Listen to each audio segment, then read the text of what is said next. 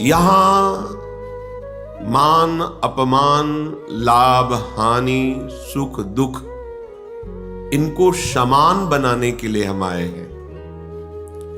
हमें जो प्रियाजू ने यहां बुलाया है वो द्वंद्व विमुक्ता पद में स्थित करने के लिए बुलाया है।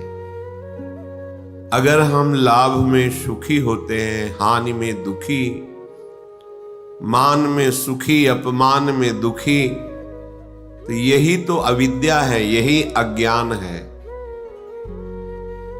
अगर इससे निवृत्त करने का अपने मन में दृढ़ निश्चय हम कर लें तो हमें प्रियाजू ने पूरा का पूरा संविधान परम पद में आरूढ़ करने वाला प्रदान कर दिया है।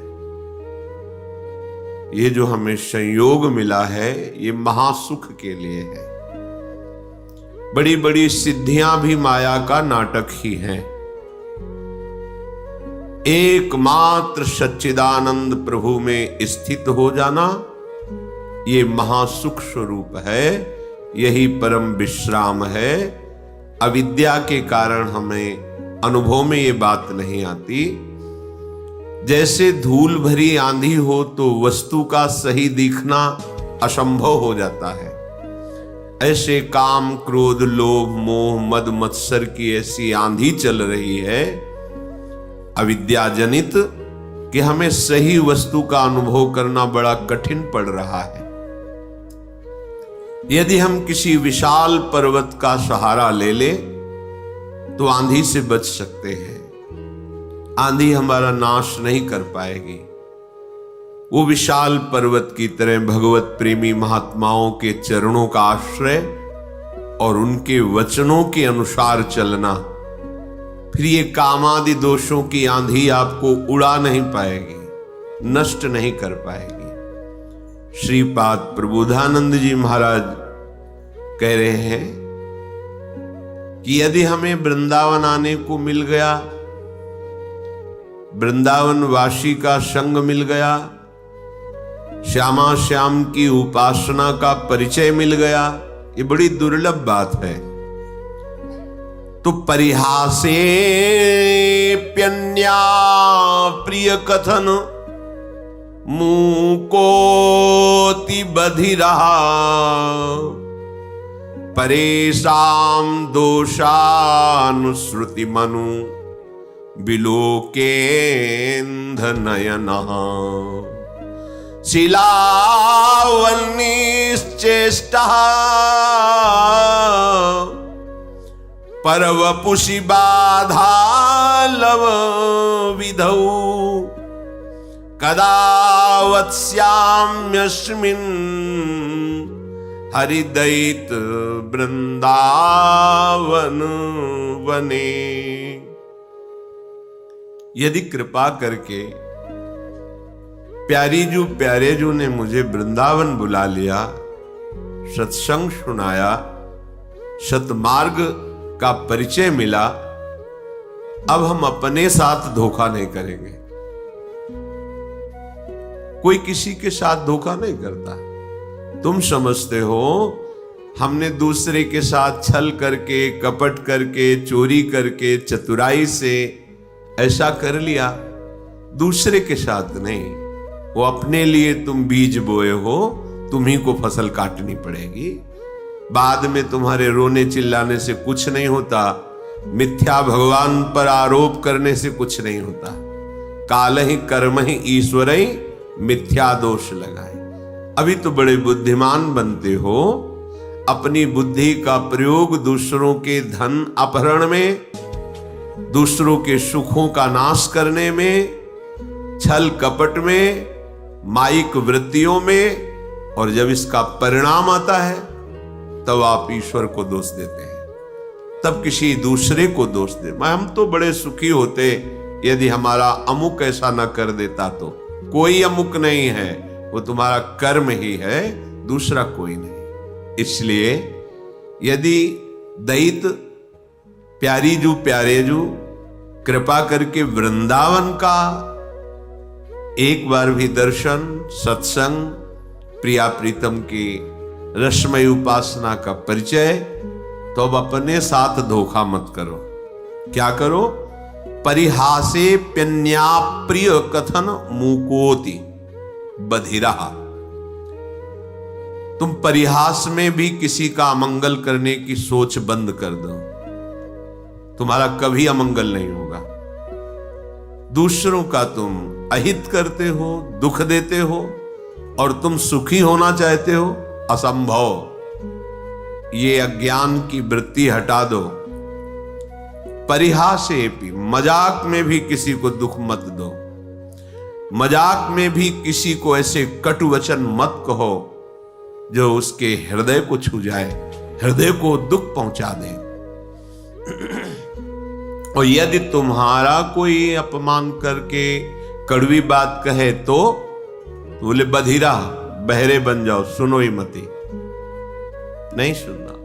जैसे कोई पागल आदमी हमें गाली दे, अपनी कुचेष्टाएं हमारे ऊपर करे, तो हमें ये रहता है पागल है।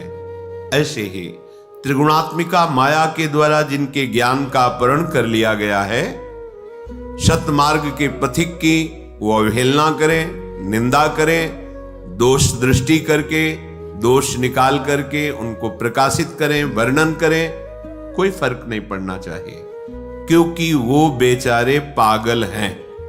त्रिगुणात्मिका माया अविद्या के द्वारा उनकी बुद्धि मलिन कर दी गई है। इसलिए भगवत मार्ग के उपासक को जब कोई निंदा करे, गाली दे, कटुवचन बोले, तो बधिरा, बहरे की तरह हो जाना चाहिए, हमें सुनाई ही नहीं दिया। तो आप ऐसे सहज में निकल जाए, आपको पता नहीं क्या बोल रहा है। जब पता हो क्या बोल रहा है फिर भी हमारे अंदर कोई फर्क ना पड़े, तो समझो हम उपासक हैं अध्यात्म मार्ग के। परेशान दोषानु श्रुतिमनु विलोकेंध नयनः। जब दूसरे के कोई ऐसे हमें दोष दिखाई देने लगे कि देखो ये तो वृंदावन में आके ऐसा कर रहा है, ये तो ऐसा कर रहा है, या कहीं भी, तो समझना चाहिए हमारे पतन का समय आ गया है। पहचान है ये। परदोष दर्शन, परदोष वर्णन, परदोष श्रवण, ये परमार्थ में पर्दा डाल देते हैं, पता ही नहीं चलेगा अध्यात्म किसे कहते हैं। ध्यान से सुन लीजिए, साधन चल रहा है पर ये असाधन होता है, इसीलिए भगवदानंद की अनुभूति नहीं होती। परदोष दर्शन, परदोष कथन, परदोष श्रवण, ये तुम्हारे परमार्थ का अपहरण कर लेंगे। इसलिए परेशान दोषान श्रुतिमनु विलोकेंध नयनः। दूसरे के दोष ना तो आंखों से देखने हैं, ना श्रवणेंद्री से सुनने हैं, ना वाणी से कहने हैं। यदि ऐसा करोगे तो तुम्हारा भगवत मार्ग रुक जाएगा। भजन करने से जो भगवदानंद की अनुभूति होती है, वो ऐसे उपासक को बिल्कुल नहीं अनुभूति होने देगा। ये बात छिद्रान्वेषण जिसे कहते हैं, परदोष दर्शन, पर चर्चा, दूसरे के दोषों का कथन, पर दोष श्रवण, दूसरे की निंदा को सुनना। हम भगवत मार्ग के पथिक हैं, हमें बिल्कुल सावधान रहना है। ये बात जहां होने लगे, जो व्यक्ति करने लगे, जोर से बोलो राधा राधा और चल दो, उससे तुम्हारा मंगल नहीं होने वाला। उस व्यक्ति से जो परदोष दर्शन करता है, परदोष वर्णन करता है, परदोष श्रवण करता है। श्रीपाद कह रहे हैं, शीलावन्निश्चेष्टः परवपुषी बाधा लव विधौ। जब तुम्हें कोई कष्ट पहुंचावे तो पत्थर सरीखे हृदय के हो जाओ, कठोर हृदय, सह जाओ चुपचाप। जैसे पत्थर में चोट पहुंचावे तो कोई फर्क नहीं पड़ता, ऐसे ही तुम्हारे ऊपर कोई फर्क नहीं पड़ना चाहिए। ये भगवत प्राप्ति के लिए सहनशीलता अनिवार्य है। तो कोई भी हमें पीट के चला जाए, हम सह जाएं, ऐसे तो बहुत अत्याचार बढ़ जाएगा। नहीं, ऐसे तो कोई हमें पीट के ही चला जाएगा। नहीं, तुम्हारे समीप भगवद आश्रित हो, भगवान का रक्षा कवच लगा हुआ है। करो सदा तिनके रखवारी, जिम बालक राखे महतारी। आपको पुष्ट करने के लिए, परमार्थ का सूरवीर योद्धा बनाने के लिए भगवान थोड़ी छूट दे दें, भले किसी को अपमानित करो इसे, देखो कैसा लगता है इसको। अपमानित किया, बहुत दुखी हुआ, रो दिया प्रभु से, फिर प्रभु किसी न किसी रूप में शास्त्र, संतजन, गुरुजनों से समझाएंगे ये तुम्हारी स्थिति ठीक नहीं है, सहना सीखो। जब ये द्वंद्वों को सह जाओगे तब महाप्रेम को सहने की सामर्थ्य आएगी। तुम द्वंद्वों में विचलित हो रहे हो, कोई अपमानित कर दिया, गाली दे दिया, तुम रो पड़े, फिर महाप्रेम को कैसे सहोगे? वो प्रभु तुम्हें समर्थ बनाने के लिए भले किसी को प्रेरणा कर दे, अन्यथा कोई ऐसा पैदा नहीं हुआ कि भक्त का बाल बांका कर सके। वो हाथ उसी समय नष्ट हो जाएगा जिस समय भगवान के जन की तरफ वो अन्य भाव से हाथ उठाएगा। अपमान भावना से राम रोष पावक सो जरई, जो अपराध भक्त कर करे। हमें चाहिए सहनशीलता। अगर कोई हमें कटुवचन कह रहा है, कोई पीड़ा पहुंचा रहा है, चुपचाप सह जाओ। ये भगवान आपको मजबूत करना चाहते हैं, प्रेम मार्ग का शूरवीर योद्धा बनाना चाहते हैं। तुम्हारे हृदय में ऐसी सामर्थ्य दे, सच्ची मानिए।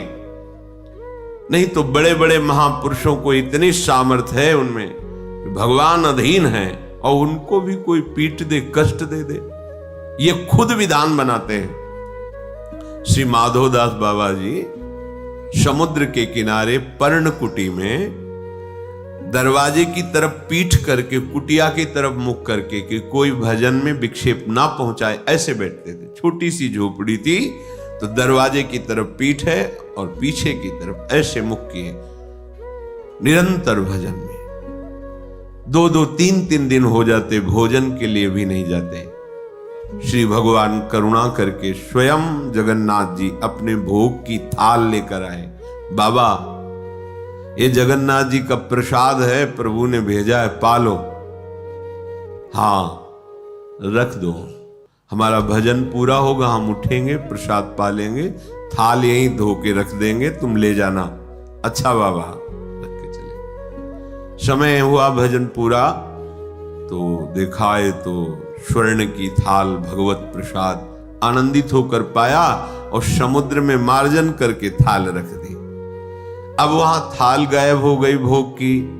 किसी ने बताया, हमने देखा समुद्र किनारे पर्णकुटी में वो थाल धुली हुई रखी, माधवदास बाबा के। भगवत पार्षद जन आए, तुमने थाल चुराई, पिटाई की? कुछ नहीं बोले। जब भगवान ने भोग प्रसाद दिया तो जैसे उसमें आनंद, ऐसे भगवान के पार्षद धक्का मुक्की करके पिटाई करे, उसमें आनंद। किसने के? उनको ये समझ नहीं है कि ऐसे एकांतिक गर्भगृह से भोग की थाल भला बाबा के, और अगर ले जाते तो सब बाहरी तो बैठे थे ध्यानस्थ कि भगवान भोग आरोग रहे, पार्षद बैठे हुए चिंतन कर रहे, पर वहां प्रभु पिटाई करवाना चाहते थे।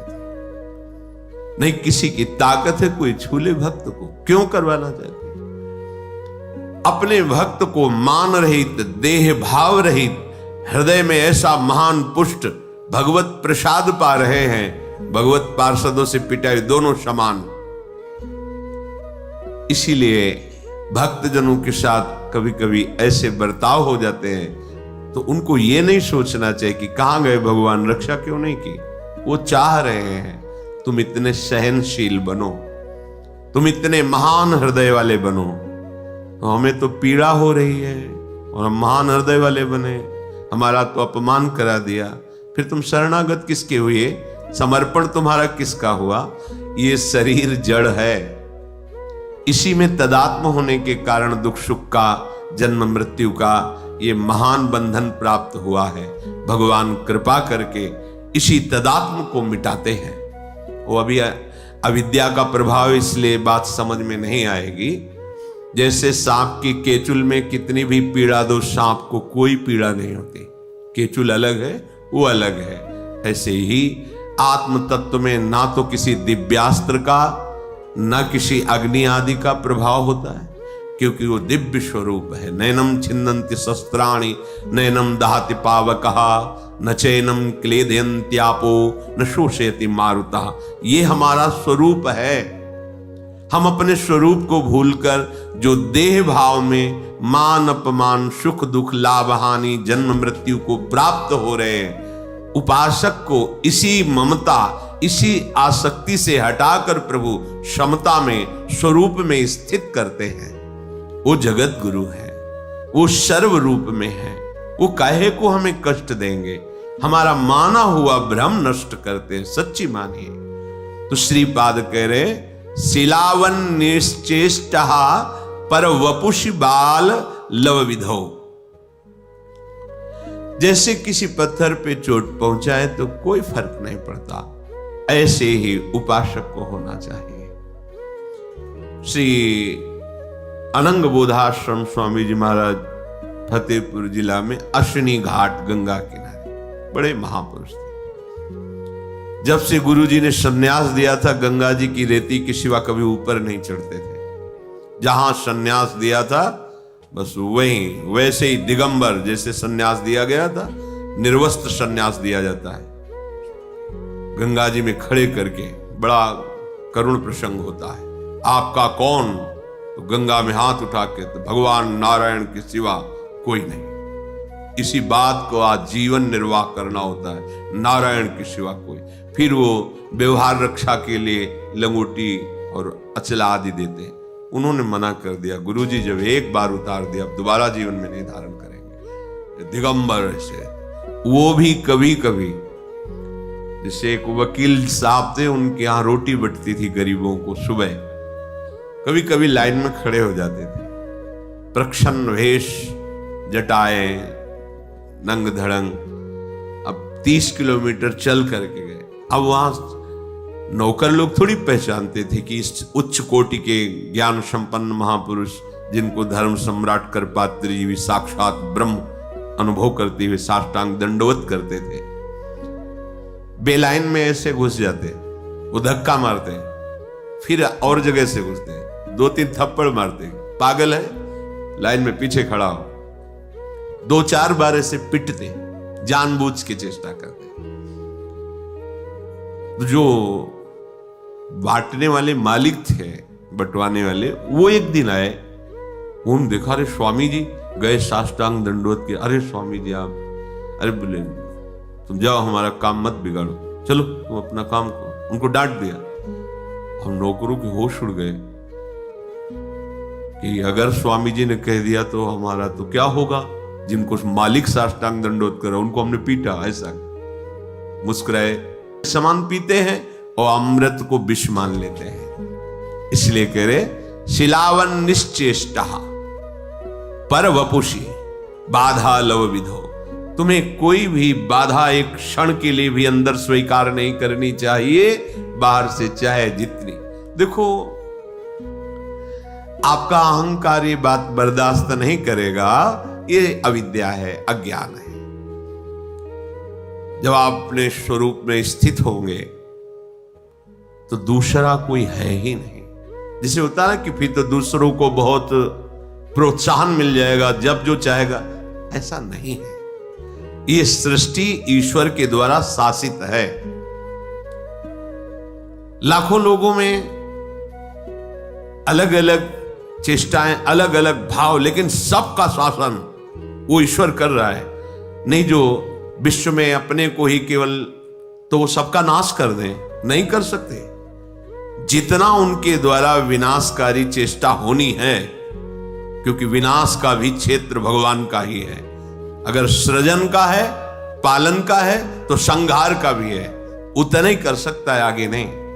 हजारों पशुओं में सिंह उसी को पकड़ेगा जिसका आहार निश्चित हो गया है। पूरा विधान से चलता है। ऐसा नहीं कि मनमानी यहां सब कुछ हो रहा है, सृष्टि में पूरा विधान से हो रहा है।